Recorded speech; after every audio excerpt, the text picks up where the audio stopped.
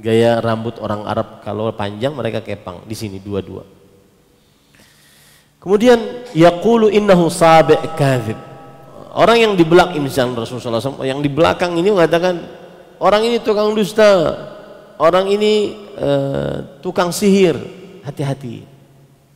Lalu aku bertanya, yaitu Rabi'ah ibn Ibad, aku bertanya, man hadha? Siapa orang ini yang di depan ini? Lalu mereka mengatakan Muhammad ibn Abdullah, Muhammad ibn Abdullah.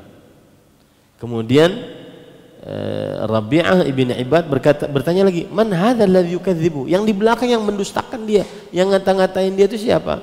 Qalu ammuhu Abu Lahab, pamannya Abu Lahab. Jadi subhanallah, ini ujian berat. Kalau yang mendustakan orang lain masih mending, yang mendustakan si paman, ya, dekat sekali dengan kita. Nah ini para ikhwan yang dirahmati oleh Allah Subhanahu wa ta'ala. Dalam riwayat Imam Ibnu Hibban disebutkan rajulun yatba'hu yarmihi bil hijara wa qad adma urqubaihi wa ka'baihi. Ada orang di belakang Rasulullah sallallahu alaihi wasallam ketika Rasulullah SAW ke pasar-pasar, ke tempat-tempat perkumpulan, musim-musim haji gitu. Ada orang di belakangnya, pasti ada orang di belakangnya melempari dengan batu sampai keluar darah urqubnya Rasulullah sallallahu alaihi wa ala alihi wasallam. Urqub itu saya ambilkan gambarnya ya, biar seseorang paham apa itu urqub.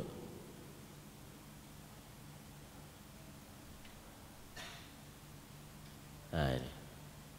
Jadi sampai Rasulullah sallallahu alaihi wasallam luka pada urqubnya, luka pada urqubnya. Nah ini. Ya, perhatikan di gambarnya, ini urqub di sini. Lukanya di sini. Rasulullah sallallahu alaihi wasallam urqubnya di sini. Di atas apa? Tumit ya. Di atas tumit. Ini itu sakit benar tuh. Ya. Dilempari dengan batu, wa ka'baihi, dan juga kedua tumitnya, ya, kedua tumitnya. Nah, ini para ikhwan yang dirahmati oleh Allah Subhanahu wa ta'ala.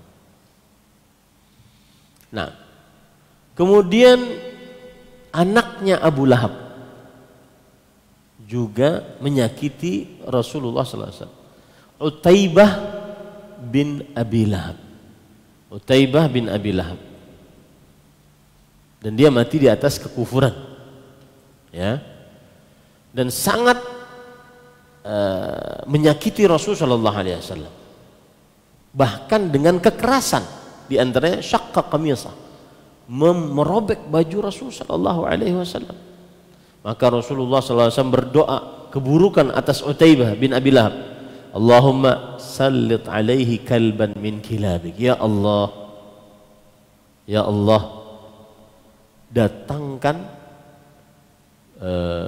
anjing-anjing untuk menerkam dia dari anjing-anjing engkau, wahai Allah Subhanahu wa ta'ala. Nah, ini doa Rasulullah sallallahu alaihi wa ala alihi wasallam. Maka Allah Subhanahu wa ta'ala mengabulkan doa Rasulullah SAW. Keluarlah Utaibah di sebuah kafilah, yaitu perkumpulan orang yang ingin bersafar dari Mekah ke negeri Syam, karena dahulu negeri Syam untuk berjual beli, berdagang. Lalu dia singgah di sebuah tempat, kemudian dia berkata kepada orang-orang yang di sekitarnya, Utaibah bin Abi Lahab tadi, inni akhafu da'wata Muhammad, aku khawatir doanya Muhammad sallallahu alaihi wasallam dikabulkan. Mereka itu takut dikabulkan doa Nabi Muhammad sallallahu alaihi wasallam. Qalu lahu kalla, fahattu mata'ahum haulah wa qa'adu yahrusuna faja'a al-asadu wa hajama alaihi faqatalah. Maka orang-orang mengatakan enggak mungkin. Mereka pun meletakkan tempat barang-barang mereka di sekitar mereka. Mereka duduk untuk menjaga Utaibah bin Abi Lahab, datang singa menerkam dia sampai mati. Ini para ikhwah, bahaya doa Rasulullah sallallahu alaihi wasallam. Itu Utaibah bin Abi Lahab. Jadi bapak, ibu, anak, Allahu akbar. Benar-benar tercela. Ya, bapak, ibu, anak semuanya membenci Rasulullah sallallahu alaihi wasallam dan menyakiti dan memusuhi Rasulullah sallallahu alaihi wasallam. Baik. Sekarang Umayyah bin Khalaf.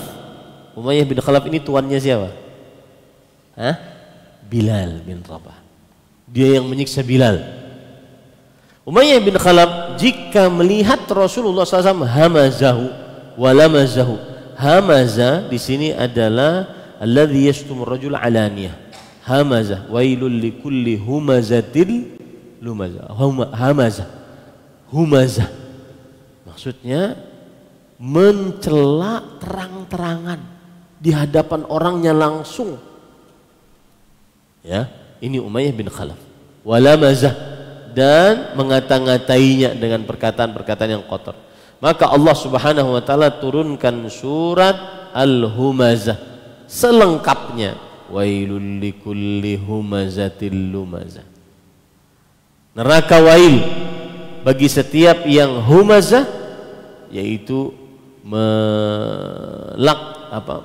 menghina dengan terang-terangan, lumazah, berkata-kata yang kasar, kotor, alladzi jama'a malan wa 'addada, orang yang mengumpulkan harta dan menghitung-hitungnya. Yahsabu anna malahu akhlada, dia mengira bahwa harta dia yang akan mengekalkan dia. Kalla, tidak sama sekali.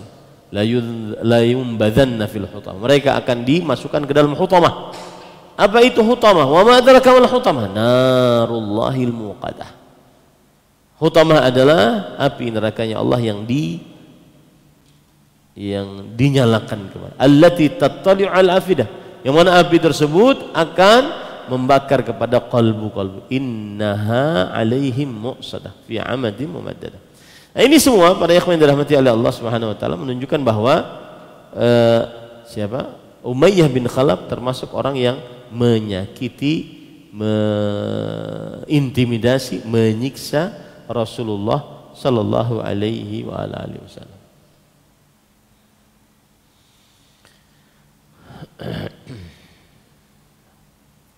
Nah, kemudian para ikhwah yang dirahmati oleh Allah Subhanahu wa taala, termasuk di dalamnya juga adalah permusuhan yang dilakukan oleh Uqbah bin Abi Mu'ayyid la'anahullah.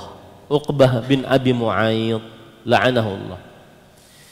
Abu Nu'aim Al-Asfahani meriwayatkan di dalam kitab Dalailun Nubuwah dengan sanad yang sahih dari riwayat Abdullah bin Abbas radhiyallahu anhu.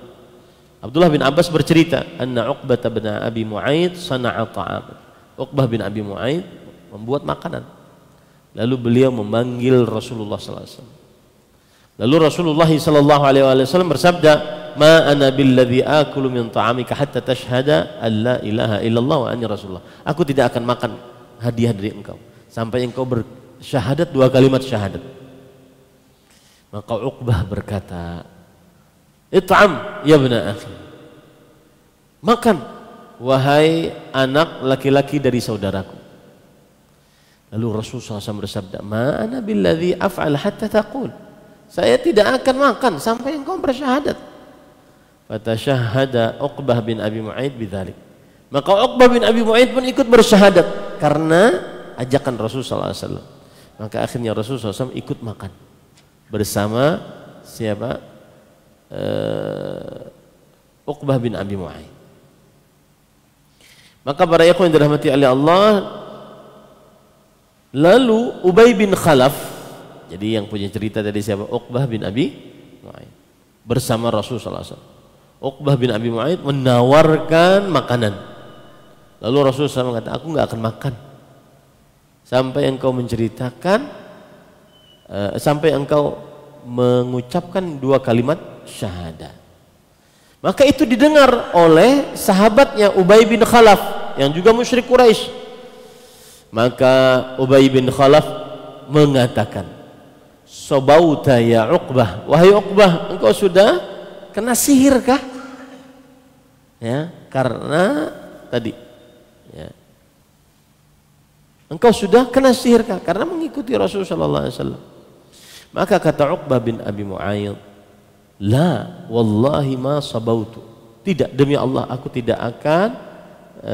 tidak kena sihir. Akan tetapi pernah menemuiku seseorang, lalu dia enggan untuk makan makananku kecuali aku bersyahadat. Yaitu tadi ceritanya, ada Rasulullah SAW diundang untuk makan, ya, maka beliau tidak mau makan sampai orang yang mengundang masuk Islam. Taib. Kemudian para ikhwan yang dirahmati oleh Allah Subhanahu wa taala, maka aku pun malu untuk keluar rumah tersebut sebelum aku makan. Kata siapa? Uqbah bin Abi Mu'ayyid, "Fasyahidtu lahu fata'im." Maka aku pun mengucapkan 2 kalimat syahadat lalu makan. Faqala Ubay bin Khalaf, Ubay bin Khalaf berkata, "Ma ana alladhi arda anka abadan hatta ta'tiyahu fatabzuqa fi wajhihi." Yang artinya, aku tidak akan ridha sama sekali terhadap engkau selamanya sampai engkau datang menemui Muhammad lagi dan meludahinya di wajahnya. Jadi Uqbah bin Abi Mu'ayyid yang sudah bersyahadat tadi, ya, maka orang-orang dari kaum musyrik Quraisy mengatakan, enggak, aku enggak percaya ceritamu. Saya akan percaya sampai engkau meludahi Muhammad sallallahu alaihi wasallam. Ya, maka Uqbah bin Abi Mu'ayyid pun pergi menemui Nabi Muhammad sallallahu alaihi wasallam. Fabazaqa fi wajhi ar-Rasul sallallahu alaihi wasallam. Maka Uqbah bin Abi Mu'ayyid meludahi wajah Rasulullah sallallahu alaihi wasallam. Ini sudah azan belum? Belum ya? Sudah azan? Oh ya, oke. Silakan azan dulu.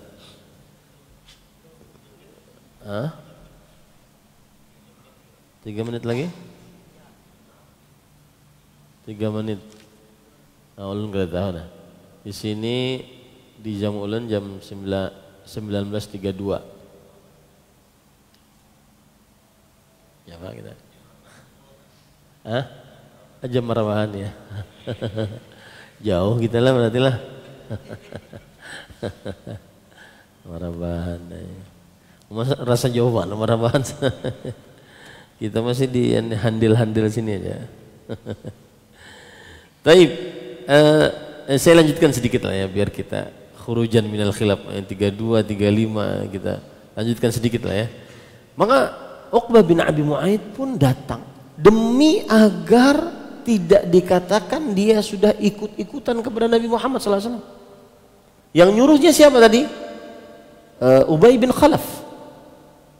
Ya, yang nyuruhnya Ubay bin Khalaf. Enggak, aku kada percaya ikam kecuali datang lagi ke Muhammad SAW ludahi muhanya. Allah. Maka Allah turunkan ayat, yaitu, nah ini ayat menjadi pelajaran bagi kita, hati-hati dalam memilih kawan. Yauma ya'addu adh-dhalimu ala yadayhi yaqulu ya laitani ittakhadtu ma'ar rasuli sabila. Dan pada hari itu orang yang zalim akan menggigit tangannya, jarinya dia. Kenapa? Penyesalan.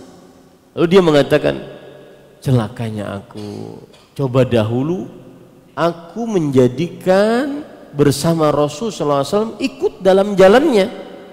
Ya wailata laitani lam attakhid fulan khalila. Langkah celakanya aku, coba aku tidak menjadikan si fulan Umayyah bin Khalaf sebagai teman. Ubay bin Khalaf ya. Nah ini. Laqad adhallani 'ani dzikri ba'da idzani. Sungguh ia telah menyesatkan aku dari peringatan padahal telah datang kepadaku. Dia sudah mau bersyahadat. Aturan ini Uqbah bin Abi Mu'aid sudah bersyahadat gara-gara kawan. Siapa kawannya tadi namanya? Umayyah bin Khalaf. Akhirnya meludahi Rasulullah SAW. Wa kana asy-syaitan lil insani khadzula. Dan syaitan sangat menghinakan manusia. Itu tugasnya syaitan. Ya, itu tugasnya syaitan. Nah, silakan adzan dulu. Sudah lewat khilafnya sudah lewat.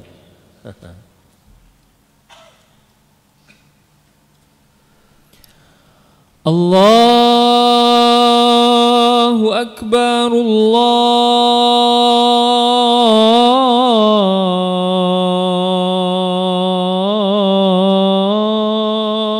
Akbar,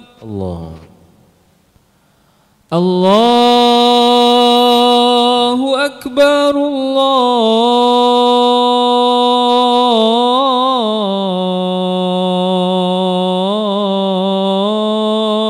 Akbar. Asyhadu an la ilaha illallah.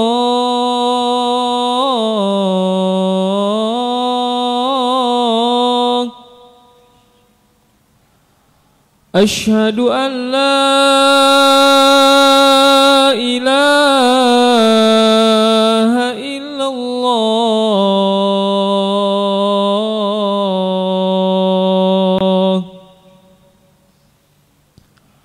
Asyhadu anna Muhammadar Rasulullah.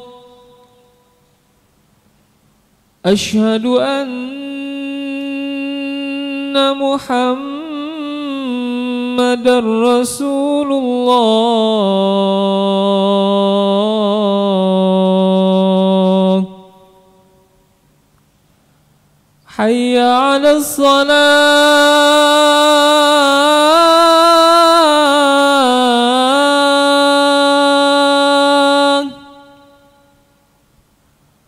Hayya 'alas salah.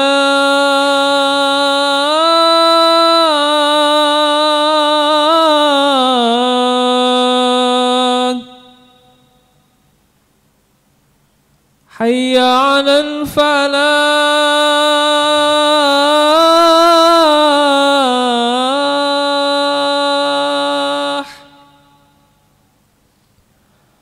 Hayya 'alal falah.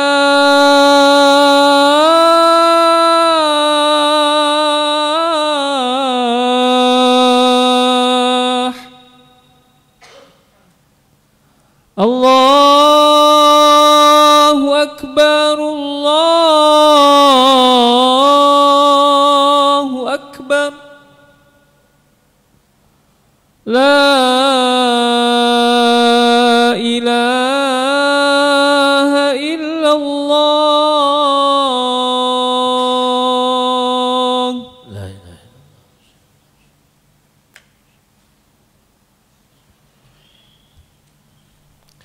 Masih banyak kisah Rasulullah sallallahu alaihi wasallam disiksa, dihina, diintimidasi, kemudian juga direndahkan, masih banyak.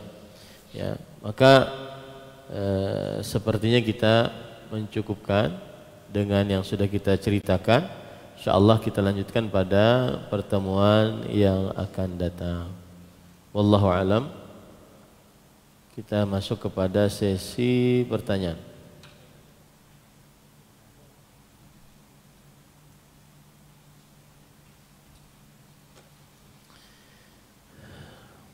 Pertanyaan pertama, bagaimana hukumnya beberapa orang muslimah naik mobil dengan seorang sopir laki-laki yang bukan mahram bagi mereka? Maka ini namanya ikhtilat. Ini namanya apa? Ikhtilat. Dan ikhtilaf bisa menghantarkan kepada perzinahan, minimal perselingkuhan, ya, minimal perselingkuhan. Dan Allah Subhanahu wa taala berfirman dalam Al-Qur'an, wala taqrabuz zina, janganlah kalian mendekati kepada perbuatan zina. Dan larangan mendekati kepada perbuatan zina maksudnya adalah segala macam sebab yang menghantarkan kepada perzinahan terlarang, apalagi sampai berzinanya. Segala macam sarana yang menghantarkan kepada perbuatan perzinahan terlarang, apalagi perzinahannya. Lalu Ustaz, sopir seperti itu semua, luar kota, dalam kota, maka apa yang harus kita lakukan? Maka pada saat itu jika dalam keadaan seseorang terpaksa, ya, asalkan dia bukan dalam keadaan safar ya, safar harus dengan mahram. Asalkan bukan dalam keadaan safar, masih dalam kota, maka pada waktu itu harus menjaga, sang laki-laki menjaga pandangannya, para perempuan tersebut tidak bermudah-mudah berbicara dengan lelaki tersebut. Tapi yang paling aman, satu mobil perempuan semua atau satu mobil laki-laki semua, ya. Atau yang paling aman juga, satu mobil ada supir dan ada istrinya, yang lainnya para perempuan, tidak mengapa, asalkan itu lebih ringan daripada yang tadi, ya, asalkan tidak dalam keadaan safar. Karena kalau safar harus perempuannya dengan mahram. La tusafiril mar'ah illa wa ma'aha dhi mahram. Tidak bersafar seorang perempuan kecuali bersamanya mahramnya. Kemudian pada ikhwan yang dirahmati oleh Allah, dan ikhtilat salah satu penyebab terbesar dari terjadinya perselingkuhan, perzinahan, pelecehan, perkosaan, itu ikhtilat. Maka sebenarnya kaum muslimin jika mengerjakan syariat Islam yang mungkin kalau digaung-gaungkan ini terasa aneh karena memang sudah banyak yang menyelisihinya. Akhirnya kalau dikembalikan kepada asalnya jadi aneh. Apa itu? Allah berfirman dalam surah Al-Ahzab, waqarna fi buyutikunna, diamlah kalian wahai para perempuan di rumah-rumah kalian. Itu syariat Islam yang paling terbaik. Tempat perempuan adalah di rumahnya, tidak keluar di rumahnya. Kalaupun harus keluar, wala tabarrajna tabarrujal jahiliyatil ula, janganlah kalian berdandan sebagaimana wanita-wanita jahiliyah berdandan. Bagaimana wanita jahiliyah berdandan? Silahkan cek dalam tafsir Imam Nukatsir, bahwa yang namanya tabarruj adalah seorang perempuan meletakkan kainnya, kerudung, kemudian tidak diikat di bawah dagunya, dibiarkan terbuka begitu. Dan itu yang terjadi sekarang. Jilbab-jilbab pasmina itu yang seperti itu sekarang, ya. Maka terlihatlah lehernya, antingnya, kalungnya, sebagian dadanya. Dan itu disebutkan dalam tafsir Imam Nukatsir rahimahullah, ya. Kemudian termasuk daripada tabarruj adalah al-mar'ah tamshi baina yaday rijal, para perempuan berjalan di hadapan para laki. Tempat perempuan di rumah sebenarnya. Nah, ini para ikhwah dirahmati oleh Allah Subhanahu wa taala. Pertanyaan kedua, saya memiliki anak berumur 20 tahun berkuliah di salah satu universitas di Jawa. Karena beban kuliah yang banyak, akhirnya dia memutuskan untuk bunuh diri mungkin, ya, 2 minggu lalu. Adakah amalan atau cara yang dapat orang tua lakukan untuk Allah mengampuni dosanya? Para ikhwan yang dirahmati oleh Allah Subhanahu wa taala, hukum dari bunuh diri di dalam agama Islam termasuk dari dosa besar, ya, termasuk daripada dosa besar. Man qatala nafsahu bihadidah, barang siapa yang membunuh dirinya dengan besi, maka Allah akan menyiksanya dengan besi tersebut juga, ya, dengan besi tersebut juga. Dan ini dosa besar di dalam agama Islam. Allah berfirman dalam Al-Quran, wala taqtulu anfusakum, janganlah kalian membunuh diri kalian sendiri. Allah juga berfirman dalam Al-Quran, wala tulqu biaidikum ila tahlukah, wala tulqu biaidikum ila tahlukah, janganlah kalian menjerumuskan diri kalian dengan tangan-tangan kalian kepada kebinasaan. Nah, ini tidak diperbolehkan kita membunuh diri sendiri. Dalam hadis Rasulullah SAW bersabda, man qatala nafsahu bi syai' udziba bihi fi nari jahannam. Barang siapa yang membunuh dirinya dengan sesuatu, dia akan disiksa dengan sesuatu tersebut di dalam neraka jahannam.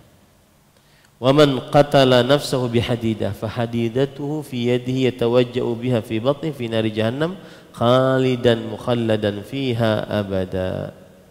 Barang siapa yang membunuh dirinya dengan besi, maka nanti di hari kiamat besi tersebut di tangannya, lalu dia menusuk-nusukannya ke dalam perutnya, dan dia di dalam neraka jahanam kekal mukhallad, abadi di dalamnya. Dan ini termasuk hadis-hadis yang kata Abdullah bin Abbas radhiyallahu anhu, amirruh kama ja'at, biarkan ancaman itu seperti itu. Karena kalau ada yang bertanya, Ustaz, apakah yang bunuh diri kafir berarti? Maka Abdullah bin Abbas mengatakan, amirruh kama ja'at, biarkan dia seperti itu, agar benar-benar menjadi ancaman berat bagi kaum muslimin agar tidak bermudah-mudah membunuh dirinya. Nah,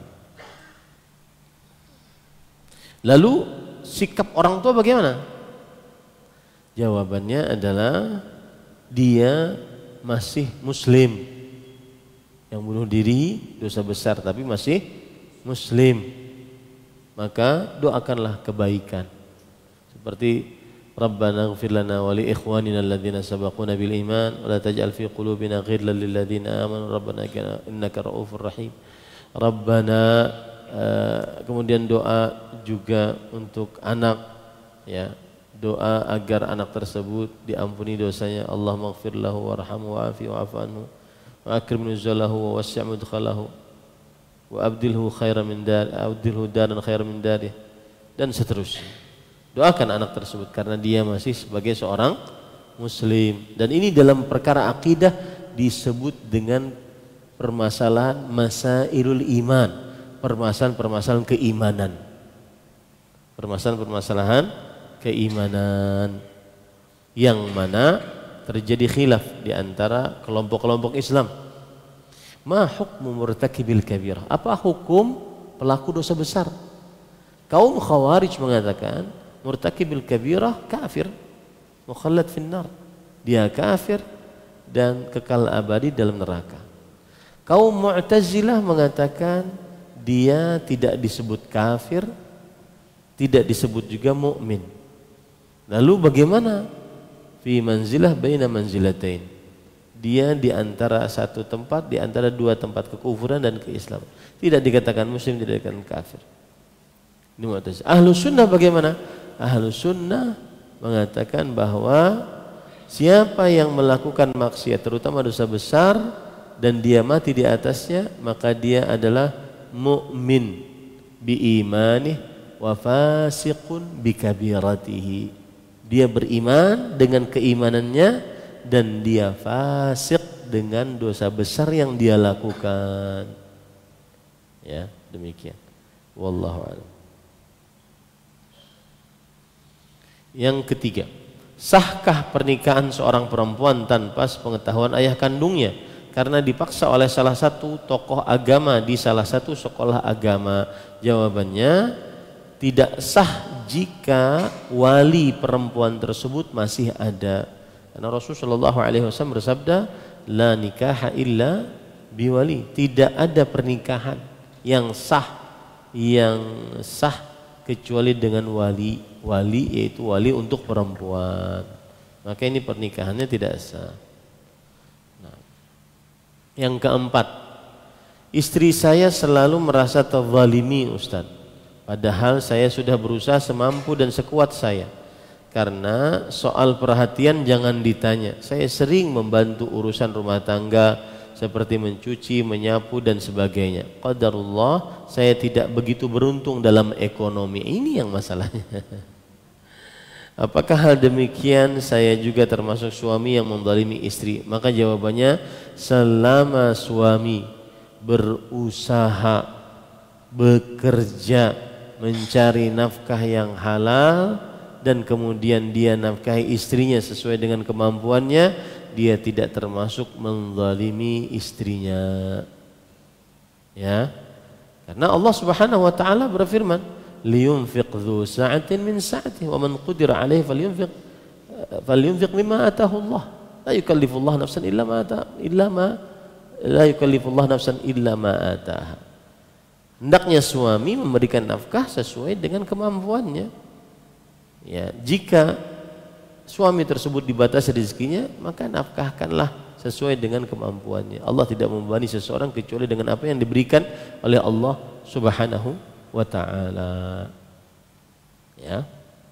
Kemudian yang kedua, ajak sang istri untuk mendoakan suami. Yang ketiga, ajak sang istri agar berorientasi akhirat, yaitu hidupnya senantiasa selalu berpikir tentang apakah saya akan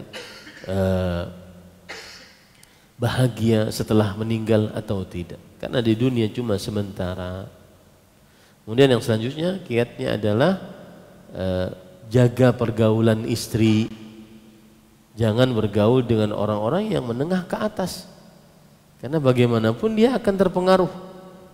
Ya, nah itu jadi jawabannya adalah tidak termasuk menzalimi istri jika sudah bekerja, berusaha mencari yang halal dan memberikan nafkah kepada istri sesuai dengan kemampuannya. Wallahu a'lam. Pertanyaan kelima, salahkah jika saya meninggikan suara di hadapan suami yang ketahuan bermesraan di handphonenya?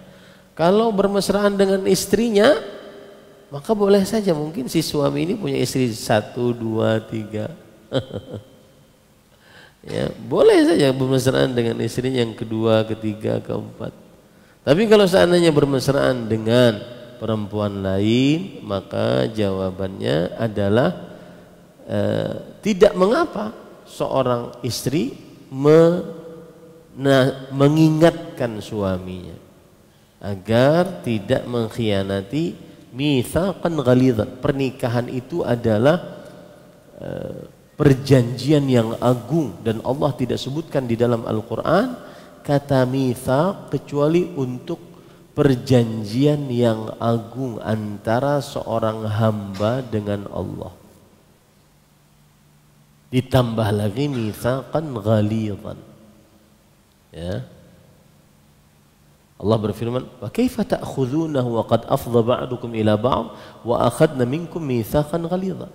Wahai suami, bagaimana engkau bisa mengambil kembali mahar yang engkau sudah berikan dan kalian sudah bergaul satu dengan yang lainnya dan kalian sudah mengambil darinya perjanjian yang agung, yang kokoh, mitsaqan ghalidha. Begitu juga perjanjian mitsaqan ghalidha tidak dipakai kecuali untuk nikah tadi. Yang kedua adalah untuk tauhid, perjanjian antara seorang hamba dengan Allah Subhanahu wa taala agar selalu di atas tauhid. Wa id akhadna minan nabiyyina mitsaqahum wa minka wa min Nuh wa Ibrahim wa Ismail. Di akhir ayat mitsaqan ghalidhan.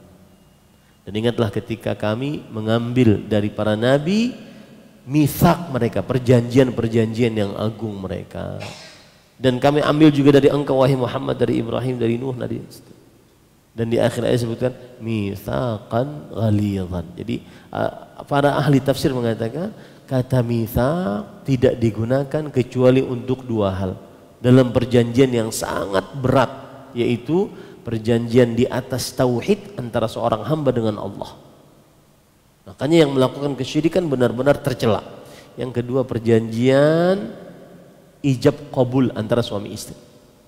Itu harus senantiasa dibawa dalam keadaan beramanah. Wallahu a'lam. Pertanyaan keenam, bagaimana ketika saya sudah melamar seseorang? Apakah dia sudah menjadi tanggung jawab kita dalam segi nafkah secara lahir? Ini laki-laki beruntung mana dapat yang kayak ini. Baru dilamar sudah ingin menafkahi. Ya. Maka jawabannya kewajiban menafkahi bagi suami, bagi laki-laki terhadap perempuan adalah saat dia sudah menjadi suami dari perempuan tersebut. Kalau baru statusnya lamar, maka tidak ada kewajiban untuk menafkahi. Ya, wallahu a'lam. Mungkin ini laki-lakinya agak lugu gimana gitu. Perempuannya mengatakan sudah melamar lo, mana nafkahnya? Ya, ini tidak benar ya. Wallahu a'lam. Zaman jahiliyah dulu saya terlalu gampang berbohong dan bersumpah. Dan ada pernah saya bersumpah yang kurang lebih seperti ini. Jika saya berdusta, saya keluar dari agama Islam. Padahal saya memang berdusta. Apakah saya jadi murtad? Maka jawabannya, iya. Ya, iya. Innamal a'malu binniyat. Amalan sesuai dengan niatnya.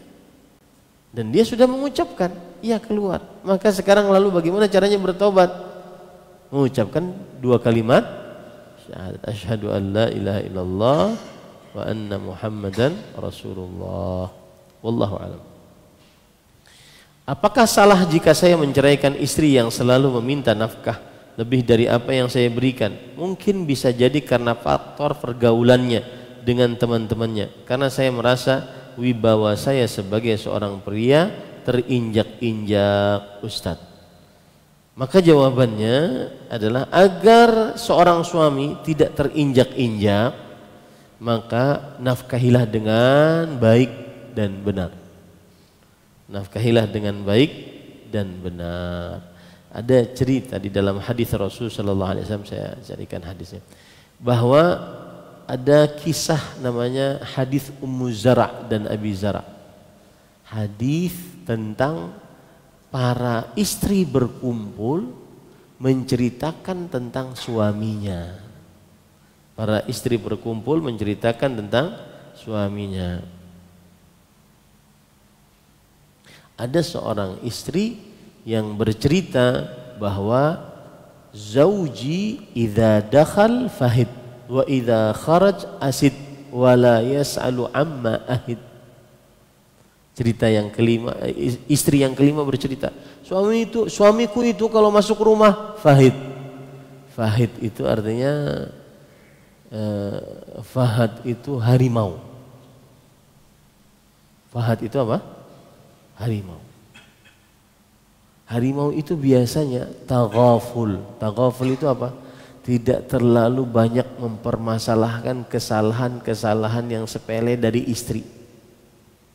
Pura-pura kada tahu.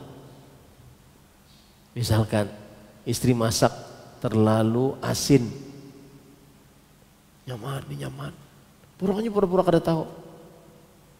Ya, misalkan istri belum merapikan ini, maka pura-pura kada tahu. Belum melakukan ini, pura-pura kada tahu. Fahid. Wa idza kharaj asid. Tapi kalau sudah keluar, dia bagaikan singa. Maksudnya menjaga marwah keluarganya. Wala yas'alu amma ahid. Artinya dia tidak meminta tidak bertanya apa yang dia sudah berikan. 500.000 semalam kemana? Berapa sisanya? Kan itu. Kada main laki-laki kayak itu. Laki-laki harus royal terhadap istrinya, harus royal terhadap istrinya sesuai dengan kemampuan. Istri menagih nafkah, maka sudah semalam, kenapa habis? Itu kada main tuh. Ya, suami begitu, istri begitu. Suami begitu enggak? Wala yas'alu amma tidak menanya apa yang sudah dia berikan.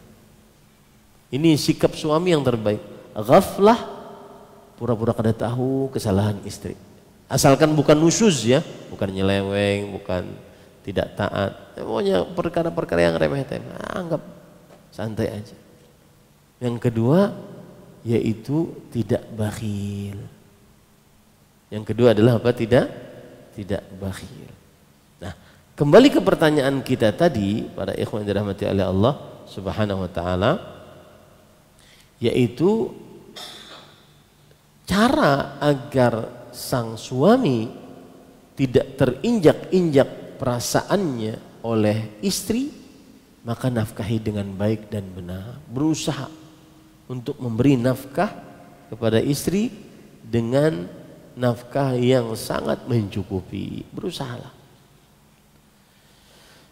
Lalu pertanyaannya, salahkah jika saya menceraikan istri yang selalu minta nafkah lebih daripada apa yang saya berikan? Maka jawabannya tidak salah. Tidak salah. Apalagi hak cerai di tangan suami. Ya. Selama sang suami berusaha semaksimal mungkin, tidak pengangguran, tidak tidak melalaikan hak-hak istri, tetapi memang istrinya yang kurang bersyukur dan kurang bersabar, maka sang suami berhak saja untuk menceraikan. Tidak mengapa, itu hak suami. Ya, itu hak suami. Tetapi ingat, ini apabila keadaan istri yang memang tidak pandai bersyukur, tidak pandai bersabar, dan sang suaminya sudah berusaha semaksimal mungkin, tapi Allah kan yang bertakdir, dan semuanya sudah di dalam ketentuan Allah Subhanahu wa taala. Wallahu a'lam. Tanya selanjutnya, Rasulullah SAW pernah berdakwah di pasar dan di ganggang atau di tempat berkumpulnya manusia. Pertanyaannya, apakah boleh juga mengadakan kajian di mal-mal pada masa sekarang? Maka jawabannya dilihat maslahatnya. Yang seperti ini yang tidak ada nasnya, dilihat maslahatnya. Kalau mendatangkan kebaikan, maka boleh saja. Ya. Tapi kalau seandainya malah mendatangkan keburukan, ya, malah tercampur-campur antara laki-laki dan perempuan, tercampur-campur, ya, maka di masjid lebih utama. Wallahu a'lam. Banyaknya kasus KDRT pada akhir-akhir ini serta menyaksikan langsung bagaimana pertengkaran yang dilakukan oleh orang tua membuat diri ini takut menghadapi yang namanya pernikahan. Bagaimana caranya menyikapi dalam hal ini? Bagaimana agar hal itu tidak terjadi pada kemudian hari? Jawabannya adalah amalkan yang diberikan petunjuknya oleh Rasulullah Sallallahu Alaihi Wasallam. Yaitu yang pertama, jangan tabattul, yaitu menjadi laki-laki yang independen atau perempuan yang independen, yang disebut sekarang independent woman. Apa itu independent woman? Gak ada dalam Islam. Rasul sallallahu alaihi wasallam ketika ada orang yang ingin tabattul, ingin tidak mau menikah dan hanya menyibukkan diri dengan ibadah, beliau membaca ayat ya ayyuhalladzina amanu la tuharrimu thayyibati ma halallahu lakum. Wahai orang beriman, jangan kalian haramkan apa ya hal-hal yang baik yang Allah telah halalkan bagi kalian. Rasulullah SAW menyatakan nikah adalah thayyibat. nikah adalah hal-hal yang baik? Maka jawabannya yang pertama adalah yaitu agar senantiasa tidak membenci pernikahan. Yang kedua, kerjakan yang dianjurkan oleh Rasulullah SAW. Kalau Anda perempuan, maka yang didahulukan adalah yang baik agama dan akhlaknya, bukan yang mempunyai pekerjaan tetapnya, tetapi yang baik agama dan akhlaknya. Idza ja'akum man tardawna dinahu wa khuluquhu fazawwijuh illa takun fitnatun fil ard aw fasadun kabir. Jika datang kepada kalian seorang lelaki yang kalian kalian ridhai akhlak dan kelakuannya dan agamanya, maka nikahkan dia dengan anak perempuan kalian. Kalau tidak, akan terjadi kerusakan di tengah bumi dan kerusakannya tersebut besar. Perempuan begitu juga, laki-laki begitu juga. Carilah yang dahulu agamanya.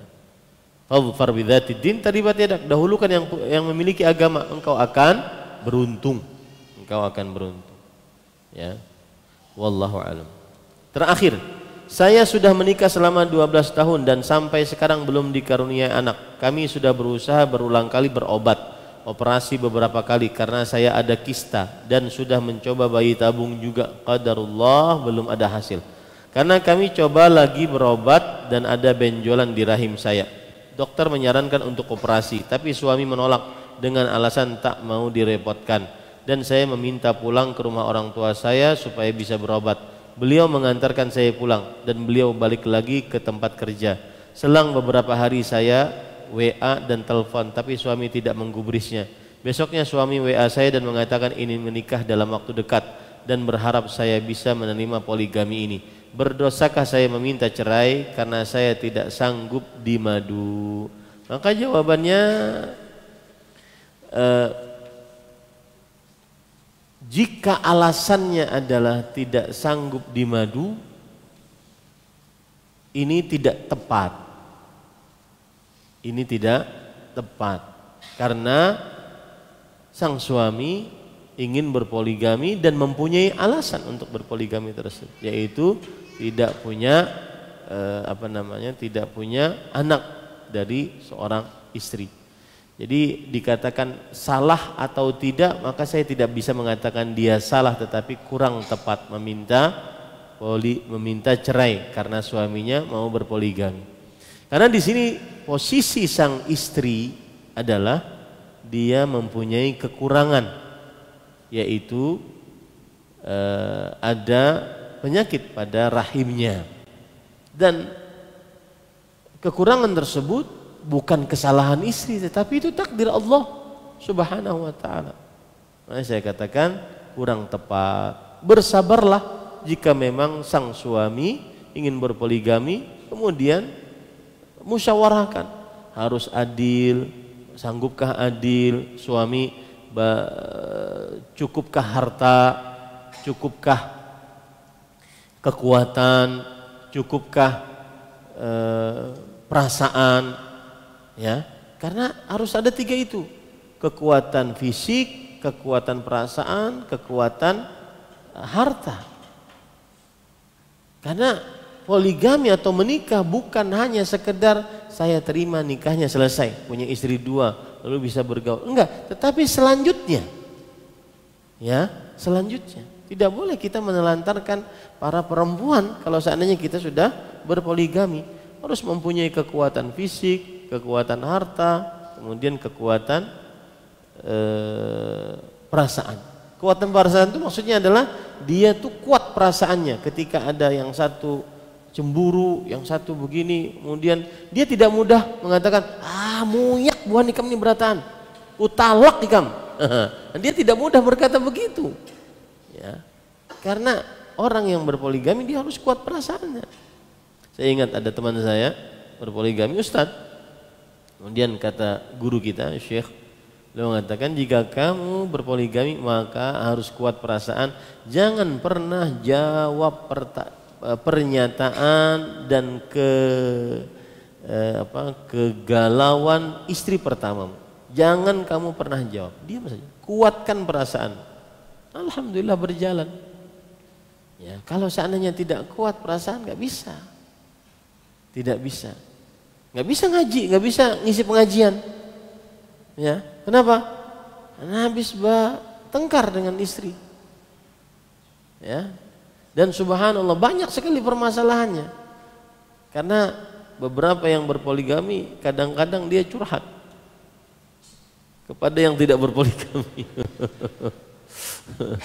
Jadi kita sebagai wasit kadang-kadang, padahal kita tidak punya pengalaman. Nah, ternyata banyak sekali permasalahannya. Contoh permasalahan yang antum tidak mungkin la tatawaqqa, maksudnya tidak mungkin terfikirkan.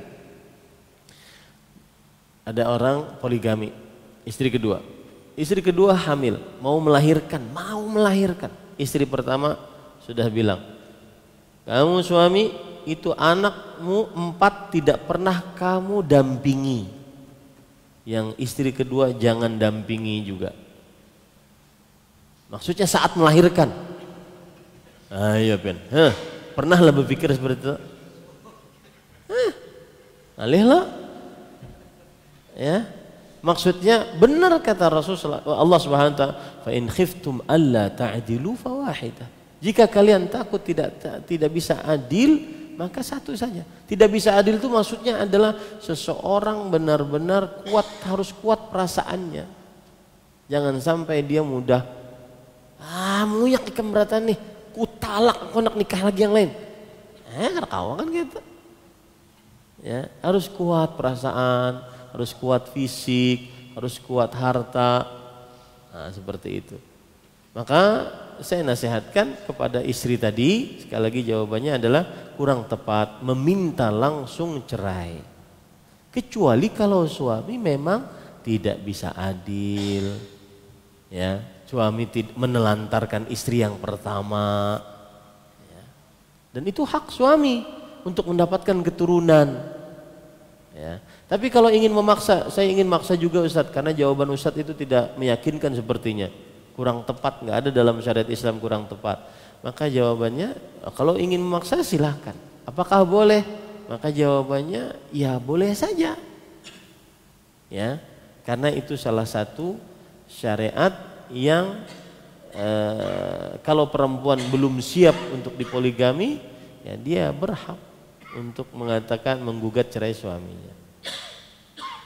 Ya, tetapi itu alasan yang seperti itu kurang tepat karena saudari mempunyai kelemahan. Ya. Yang tidak boleh adalah seorang perempuan meminta cerai suaminya karena sang suami berpoligami, kemudian suaminya berlaku adil, menafkahi dengan baik dan benar dan seterusnya. Ya. Wallahu a'lam. Ini yang bisa disampaikan. Sallallahu Nabi Muhammad. Alhamdulillahirabbil alamin. Wassalamualaikum warahmatullahi wabarakatuh.